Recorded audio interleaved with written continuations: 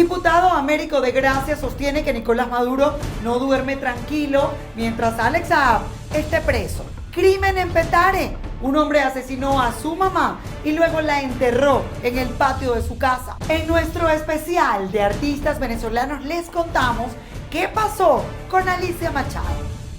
¿Qué tal, amigos? Esto es Noticias Impacto Venezuela. Hoy es martes 4 de agosto del año 2020. De inmediato comenzamos. Y es que un dantesco crimen se vivió en el barrio de Petare, en Caracas. Un hombre asesinó a tiros a su madre y luego de eso la enterró en el patio de la casa.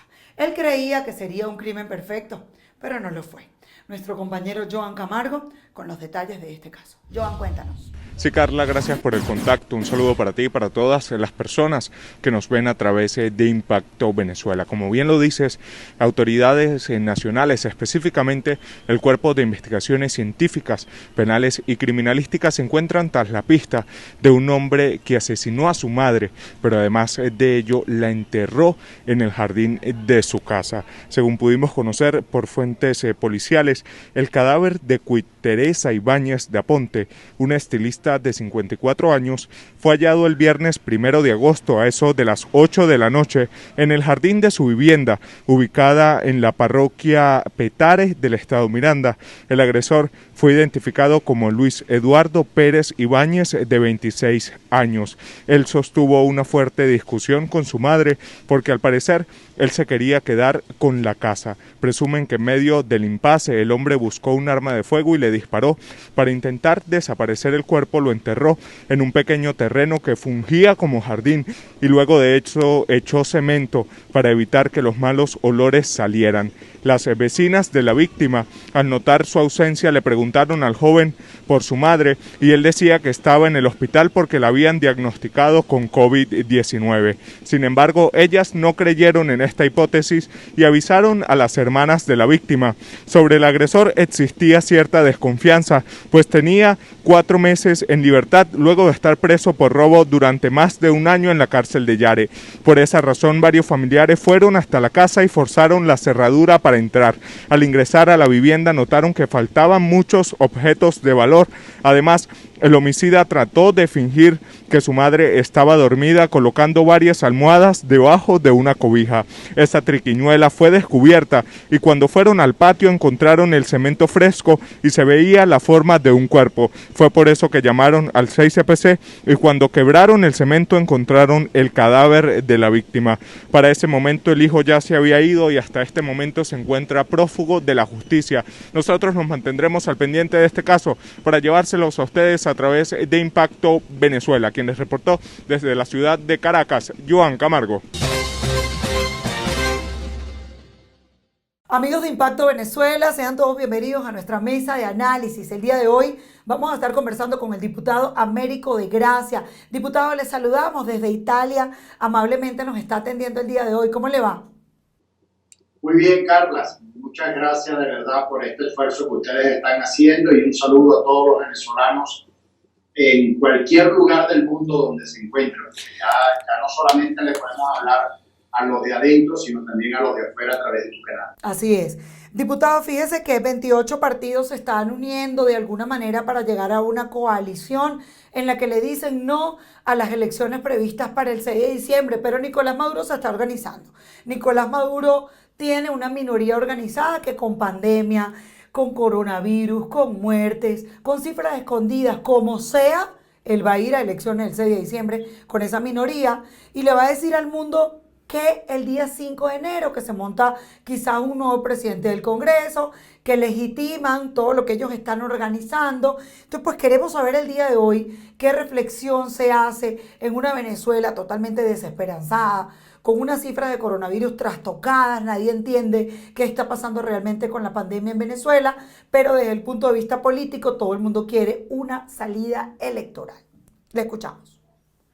Sí, lo primero que tenemos que poner en tu mesa de análisis, que es la mesa de análisis de todos los venezolanos, es que esto no es un proceso electoral, esto es un fraude más.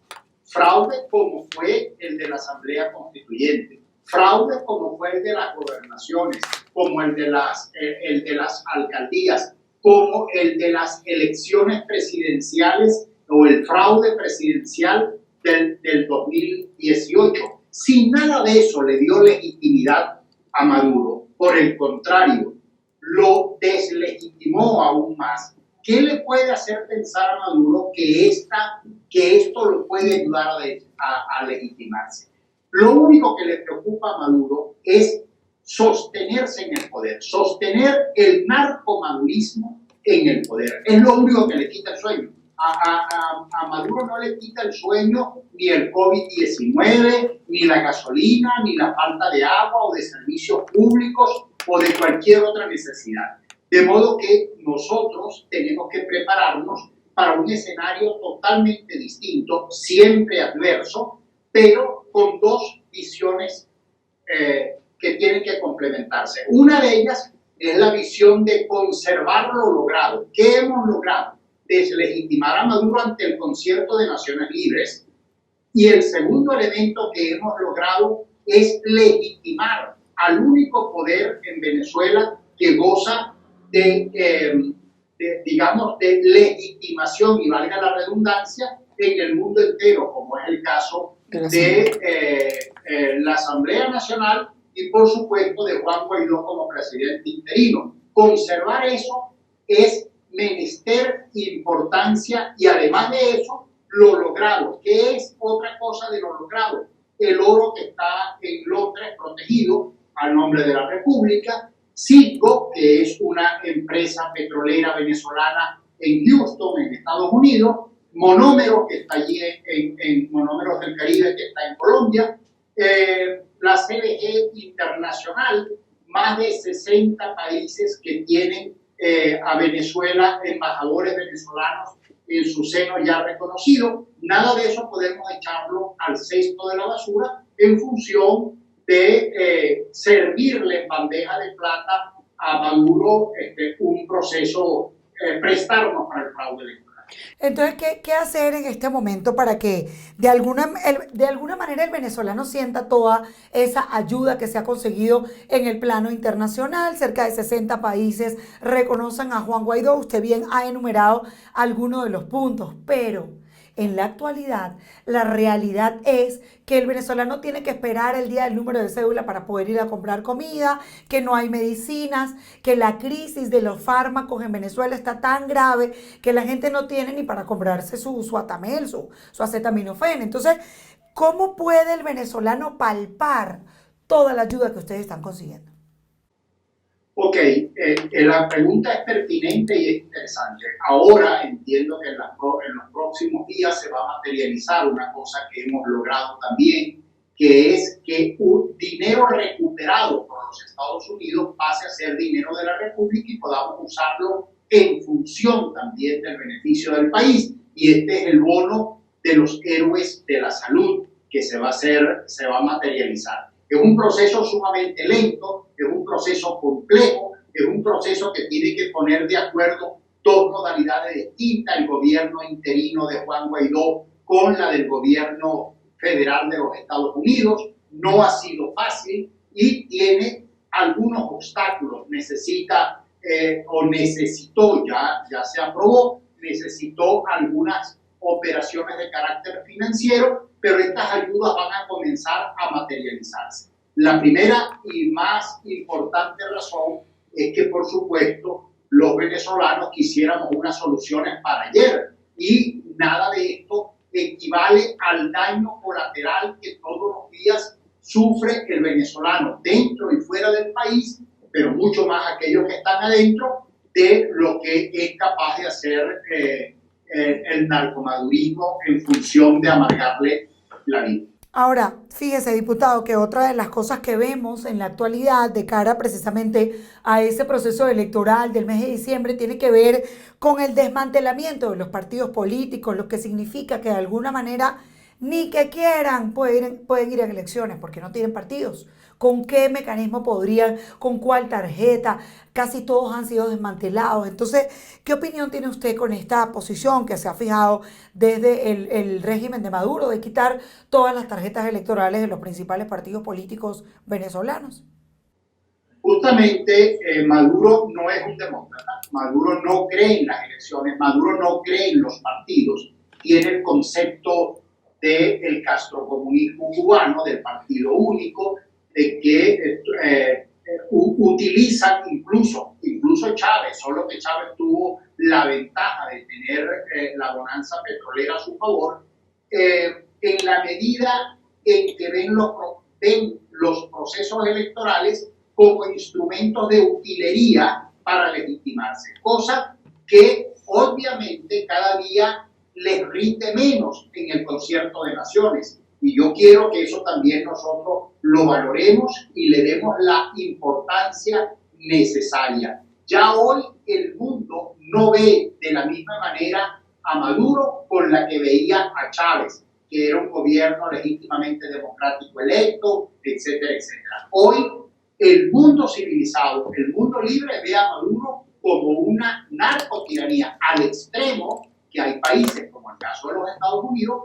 que tiene precio a su cabeza, no solamente a él, sino prácticamente al clan que lo rodea, Maduro, Diosdado, Tarek al-Aissami, Michael Moreno, el alto mando militar que está metido en el cartel de los soles. O sea, todo esto son avances. Esto no es obra de magia. En eso tiene que ver mucho el papel y el rol que ustedes como periodistas han jugado. La diáspora ha jugado a nivel internacional. El rol de los partidos políticos que, a pesar de todas las dificultades, de los errores que hayamos podido cometer, de las diligencias que ha hecho el gobierno de Juan Guaidó y, por supuesto, de la permanencia y de la consistencia de la Asamblea Nacional conquistada con el voto universal, directo y secreto en septiembre del 2015. ¿Usted cree que de alguna manera hay alguna esperanza puesta en estas denuncias que, como usted bien lo ha señalado, es un conjunto de trabajo entre los diputados en el exilio, la fiscal general en el exilio, TSJ en el exilio, medios de comunicación que funcionamos quizás desde otros países venciendo la censura, que hoy Alex Saab esté privado de libertad y que en cualquier momento es extraditado a Estados Unidos, donde se va a sentar nada más y nada menos que con unos agentes federales, posiblemente quiera colaborar con la justicia estadounidense, entregando al llamado pez gordo? Mira, Alex Saab es el arquitecto financiero del narcomanguismo. Controlan el oro de sangre a través de la empresa Minerven con una fachada allí llamada Militurben, que está registrada en Turquía. Controlan la madera con Maveturben, controlan el carbón con Carboturben, controlan las bolsas CLAP, controlan la gasolina, controlan la droga, de modo que estamos hablando de un pulpo. La captura de Alex Saab y ponerlo a orden de la Fiscalía en los Estados Unidos será un golpe mortal para el narcomadurismo. De eso tenemos la plena seguridad y por eso tanto nerviosismo. Eso le preocupa más a Maduro que las elecciones, el fraude que pretenden cometer. Eso le preocupa más a Maduro que el COVID-19 o la falta de servicios públicos. De modo que sí estamos ante un hecho de quiebre bien importante. Sí, ahora fíjese una cosa, diputado, que el venezolano no solamente tiene de alguna manera esa esperanza en lo que pueda decir Alex Saab, sino en los próximos meses y en el próximo tiempo. Recordemos que Donald Trump se ha mantenido siendo muy enfático al señalar que él de alguna manera va a colaborar con que se restablezca el orden democrático en Venezuela, que todas las cartas y todas las fichas están puestas sobre una mesa. ¿Usted cree en Donald Trump? Sí, yo no tengo la menor duda y deseo incluso, sin tapujos de ninguna naturaleza, que Donald Trump se sostenga y se mantenga en el próximo periodo constitucional en la presidencia de los Estados Unidos. Eso sería una gran ayuda a la causa de la libertad en Venezuela. No obstante, nosotros tenemos que también desarrollar nuestro propio músculo. Y eso es importante porque nuestro futuro y nuestro destino no puede depender ni de Trump, ni de Américo de Gracia, ni de Juan Guaidó. O sea, todos somos útiles, todos somos necesarios, pero tenemos que tener la mira puesta en cómo preservar y garantizar la lucha de manera sistemática, sin rendirnos hasta que caiga la tiranía, y además de eso, cómo construir una alternativa que le permita a Venezuela refundarse después de las cenizas y reaparezca como el ave, renazca como el ave. Diputado, ¿por qué no se ha activado el TIAR? Una de los planteamientos que ha hecho María Corina Machado tienen que ver precisamente con esto, con la necesidad que existe en el mundo de que se haga el llamado para que este tratado internacional de asistencia recíproca pueda ser una realidad venezolana. Hay algunos analistas internacionales que han dicho que Venezuela no cuenta con los votos para activar el TIAR. ¿Eso es cierto? ¿Usted nos podría, ya para finalizar, aclarar un poco en qué condición está Venezuela, el gobierno interino, con respecto al TIAR?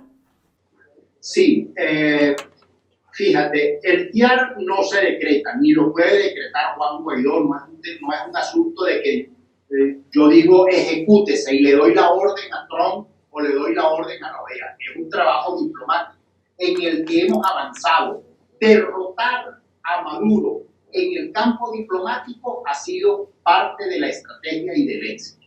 Insistir en que tenemos que tener una acción de fuerza confiable, pero adicionalmente a eso es construirla. O sea, no es suficiente con que lo declaremos. A mí me consta que Gustavo Tarre Briceño, en la OEA, ha hecho un extraordinario trabajo, lo hemos ya visitado 3 veces en Washington, nos consta, nos ha invitado a esas reuniones en las que hemos participado con distintos actores. En el último proceso que se discutió el tema, no fue del todo aprobado, pero tampoco hubo votos que lo negaron, de manera que ya eso es un avance.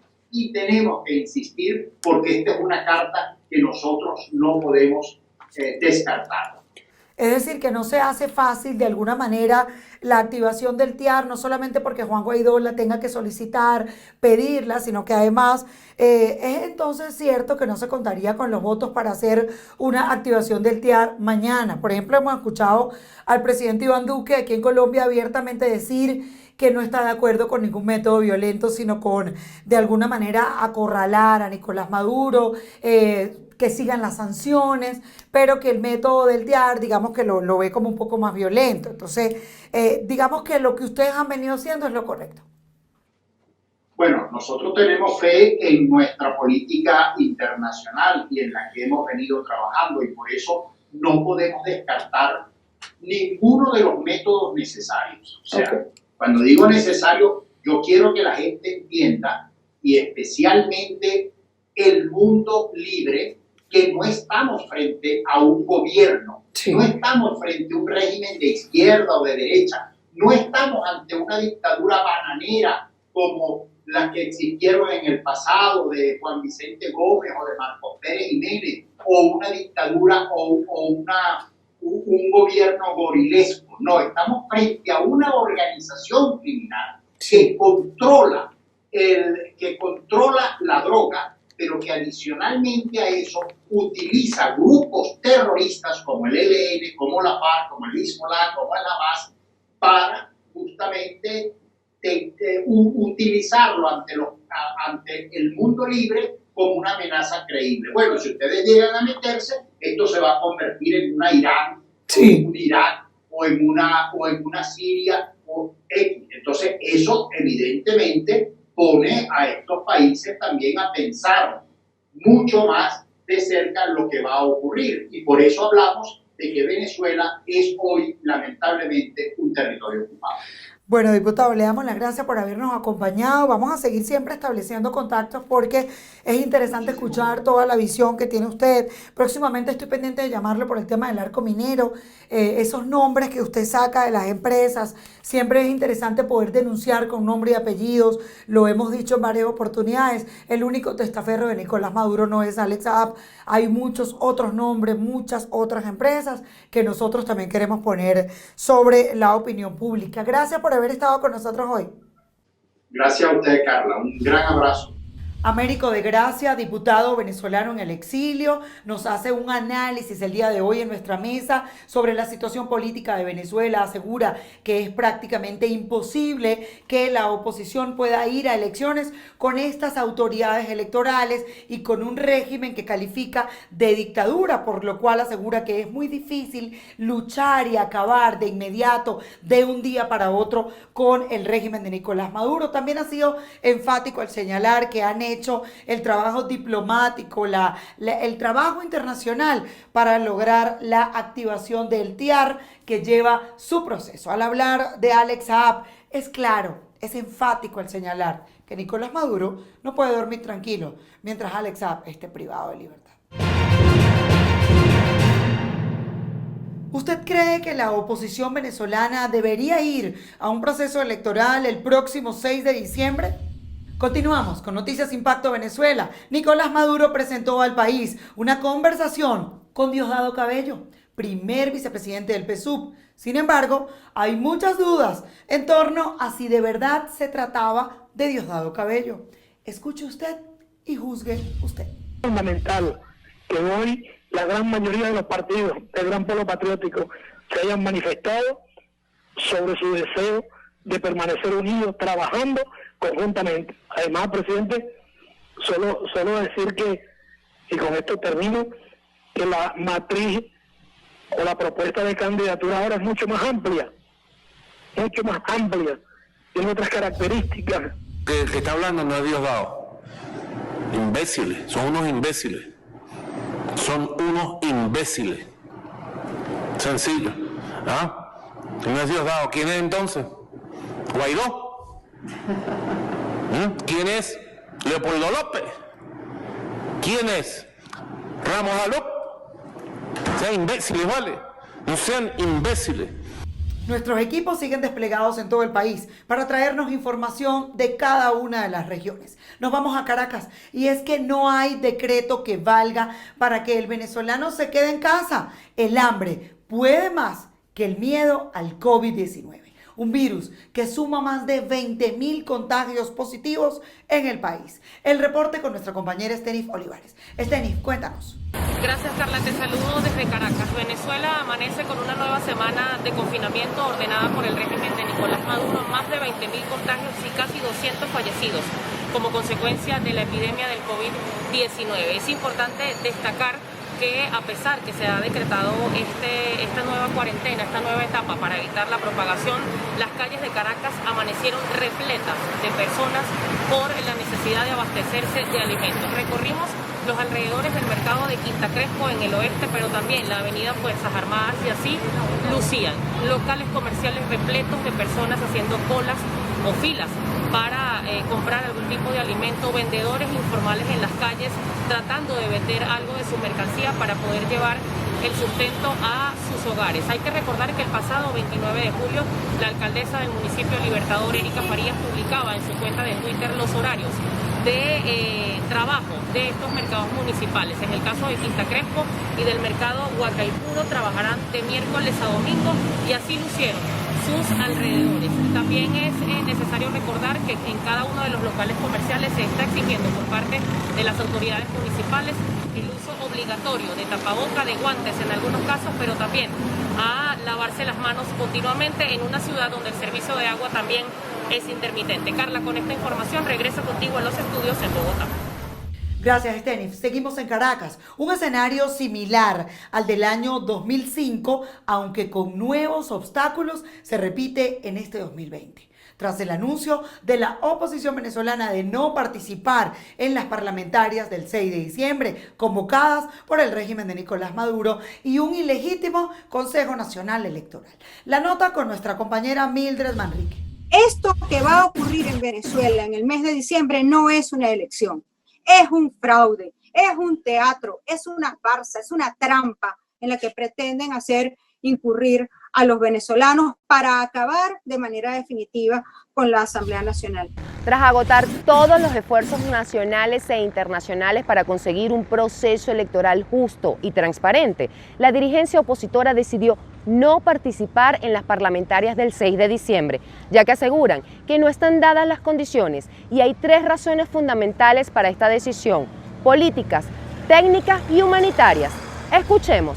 De eso que hemos rechazado con esa designación de los rectores, debemos decir que no hay las condiciones porque no hay una depuración del registro electoral permanente, porque secuestraron a las organizaciones políticas, algo que ya había ocurrido en el pasado con COPEI, posteriormente ocurrió con nuestra organización Acción Democrática, con Primero Justicia y después con Voluntad Popular. Y así sucesivamente van a seguirlo haciendo contra los partidos de la unidad. Yo hoy les quiero decir que a pesar de todas estas situaciones que hemos vivido, nosotros no podemos avalar un fraude electoral. No hay ni una organización seria de análisis electoral del mundo que diga que lo convocado por el régimen son unas elecciones.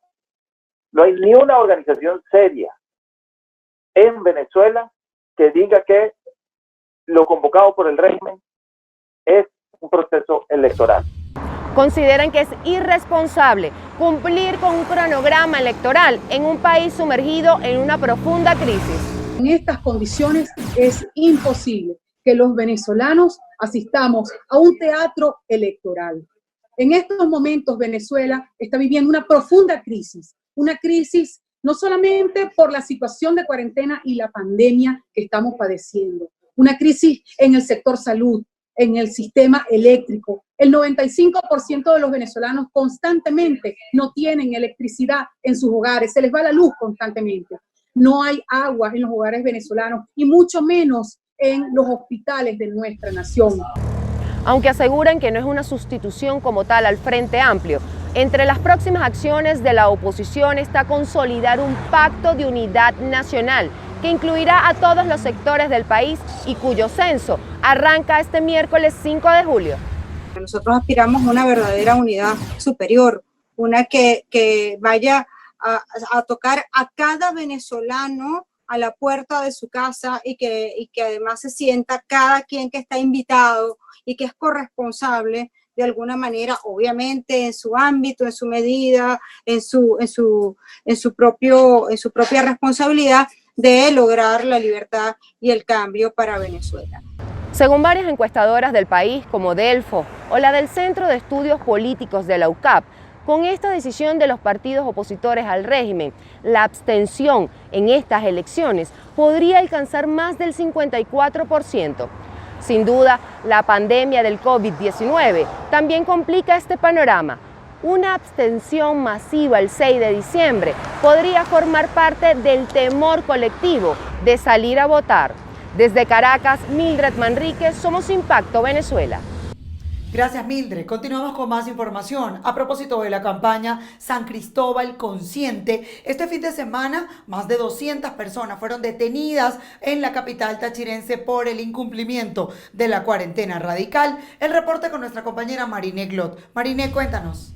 A propósito de la campaña San Cristóbal Consciente, este fin de semana más de 200 personas fueron detenidas en la capital tachirense por incumplimiento de la cuarentena radical. Autoridades militares del estado Táchira aseguraron que se mantendrán reforzados los controles. 200 personas detenidas por actividades nocturnas. Este fin de semana, 80 vehículos retenidos en varios meses y 53 trocheros capturados por tráfico de personas forman parte del balance. Hasta la fecha, hemos detenido más de 225 connacionales ingresando al territorio venezolano por trochas. Este es un reporte que yo tengo desde el mes de mayo, porque se tomó la decisión de que estos connacionales que ingresen por trocha son presentados al Ministerio Público. Después de ser presentados al Ministerio Público, son pasados a los PASI para su respectivo tratamiento. Más de 6.000 efectivos militares de la SODI están desplegados en la zona fronteriza del estado Táchira para ejercer soberanía. Recientemente, 20 trochas fueron inhabilitadas hacia Colombia.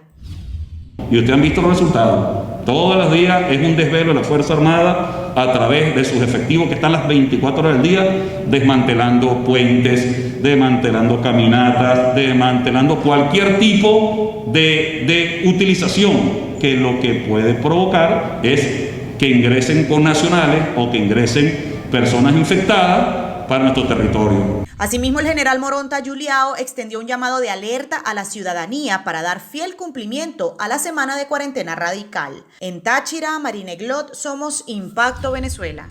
Gracias, Marine. Seguimos. Un torrencial aguacero, acompañado de descargas eléctricas y ráfagas de vientos, azotó al oriente venezolano. Las calles se convirtieron literalmente en ríos de barro por colapso de todos los drenajes. Dejemos que sea nuestro compañero Jesús Albino quien nos amplíe la información. Jesús, cuéntanos, ¿qué pasó? El aguacero registrado pasadas las 3:30 de la tarde de este lunes 3 de agosto dejó varios sectores anegados, fallas eléctricas y colapso de drenajes.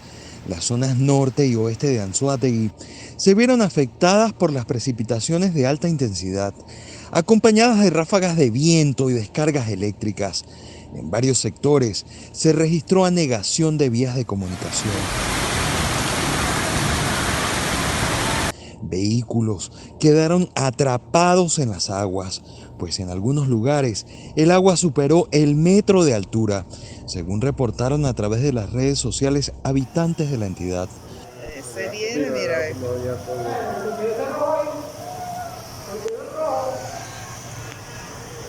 Aunque solo se reportan pérdidas materiales y viviendas anegadas, se espera por el balance oficial de Protección Civil Regional para conocer en detalle las zonas afectadas.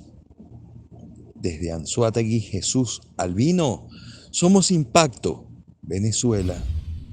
Gracias, Jesús. Seguimos. 2 días necesitaron el cuerpo de bomberos en el estado Carabobo para extinguir un incendio ocurrido la madrugada de este sábado en la empresa de neumáticos Antigua Goodyear. Las pérdidas ya se contabilizan sobre los $32 millones.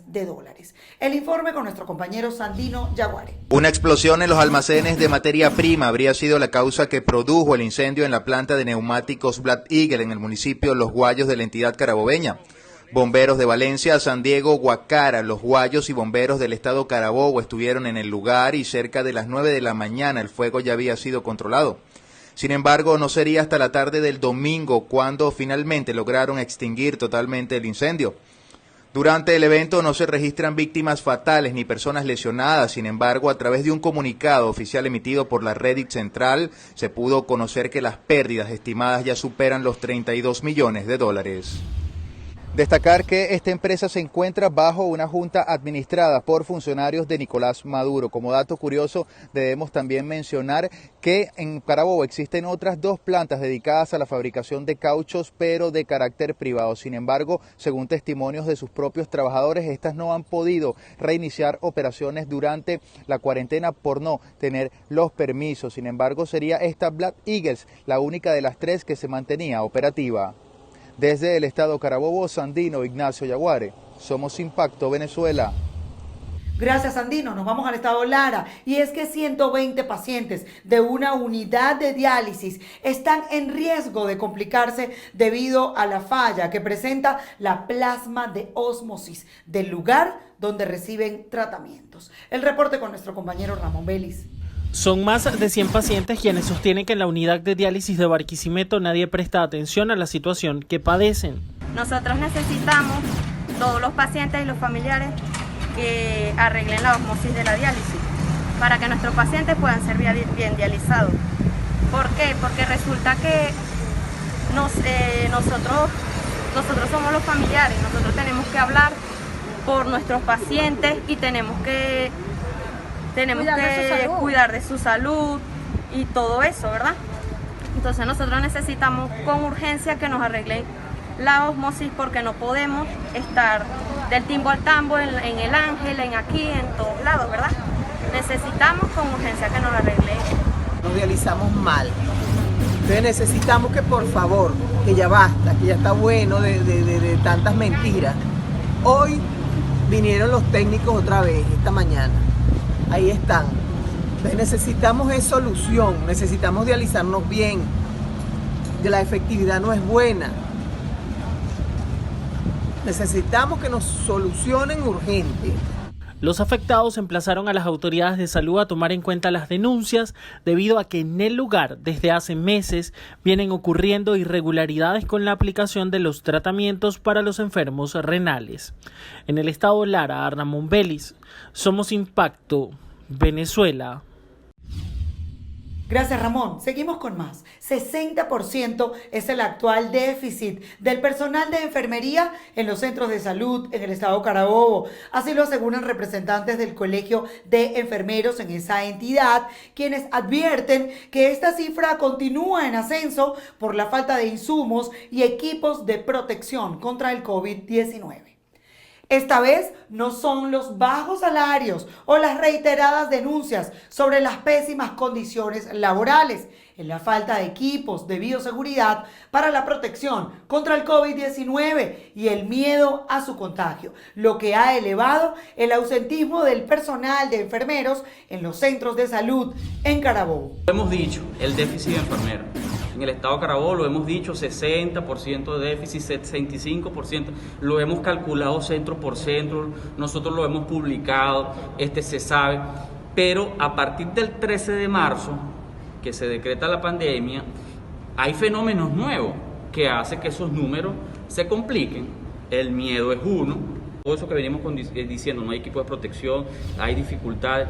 García señaló que debido a la problemática, muchos profesionales de la salud usan equipos de protección hechos en casa, motivo por el cual iniciarán una campaña para solicitar donativos y así dotar al gremio de enfermeros en la región.